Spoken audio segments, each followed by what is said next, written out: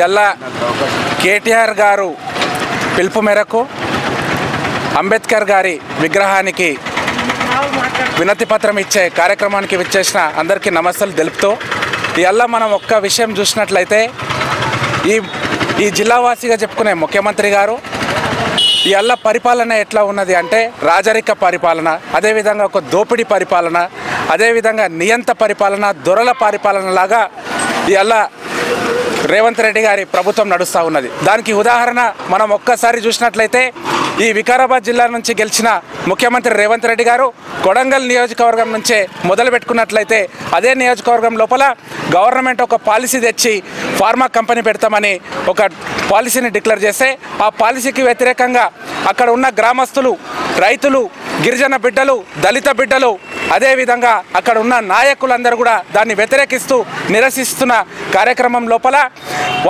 వారి యొక్క గోసను పట్టించుకోకుండా ఒక నియంత మాదిరిగా ఆ ఫార్మా కంపెనీని వారు ముందుకు పోవడం జరిగింది. దానికి వ్యతిరేకంగా మనం చూస్తూ ఉన్నాం. భారత రాజ్యాంగం కల్పించింది, అంబేద్కర్ గారు కల్పించిన రాజ్యాంగం లోపల ఆర్టికల్ 19(1)A లోపల right to freedom of speech and expression అన్న 2 పదాలు ఉంటే, అదేవిధంగా ఆర్టికల్ 19(1)B లోపల ఉన్న ప్రొటెస్ట్ కూడా మనము శాంతియుతంగా చేయాల్సిన అవసరం ఉన్న సందర్భం లోపల మన రాజ్యాంగం కల్పించిన హక్కు లోపల అక్కడ ఉన్న రైతులు నిరసిస్తున్న కార్యక్రమాన్ని చేపడితే దానికి వ్యతిరేకంగా మన హక్కులను గొంతులను నోరును ముప్పించే విధంగా అక్కడ రైతులు వారి యొక్క డిమాండ్లను అడుగుతూనే వారిని అరెస్ట్ చేయడం జరిగింది ఒక నియంత మాదిరిగా. అదేవిధంగా అక్కడ లోకల్గా ఆ రైతులందరూ కూడా అక్కడ లోకల్గా ప్రాతినిధ్యం వహిస్తున్న నరేందర్ రెడ్డి గారికి వెళ్ళి మాకు మద్దతు తెలుపన్నా అని అడిగితే వారు మద్దతు తెలిపిన సందర్భం లోపల కూడా వారిని కూడా గొంతు మూసే విధంగా, నోరు మూసే విధంగా అరెస్ట్ చేసిన సందర్భాన్ని మనం చూస్తూ ఉన్నాం. ఇది నియంతృత్వం కాదా అని నేను అడుగుతా ఉన్నా. ఒకవేళ రేవంత్ రెడ్డి గారు అది ఒక విషయం అయితే, అదేవిధంగా మనం ఇవాళ చూస్తే వికారాబాద్ జిల్లా వరకు వస్తే వికారాబాద్ జిల్లా అస్తిత్వం కోల్పోయే విధంగా అనంతగిరి, దామగుండం అడవులను నాశనం చేస్తున్న సందర్భాన్ని కూడా నేను గుర్తు చేస్తూ ఉన్నా.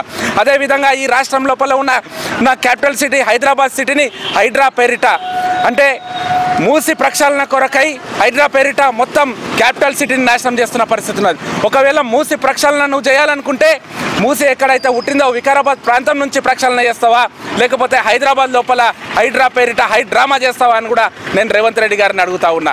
నేను ఇంకొక విషయం, ఇవాళ మీరు చాలా ముఖ్యమైన విషయం, ఇవాళ గురుకులాలలో మనం సందర్శించినట్లయితే నేను 2 రోజుల కిందట వికారాబాద్ లోపల ఎస్సీ బీసీ హాస్టల్ని నేను సందర్శించడం జరిగింది.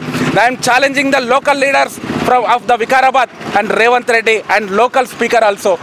నేను అక్కడ విద్యార్థులను సందర్శించిన లోపల 90% విద్యార్థులు పౌష్టికాహారానికి లోపమై ఉన్నారు అని కూడా నేను ఈ సందర్భంగా నేను చెప్తా ఉన్నా.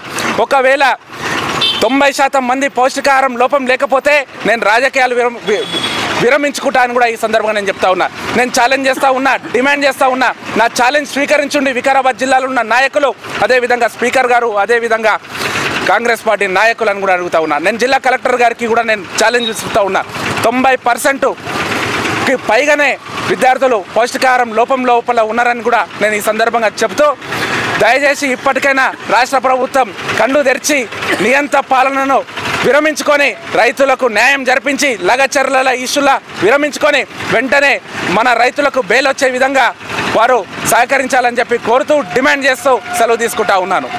జై తెలంగాణ, జై తెలంగాణ, జై తెలంగాణ, జై తెలంగాణ.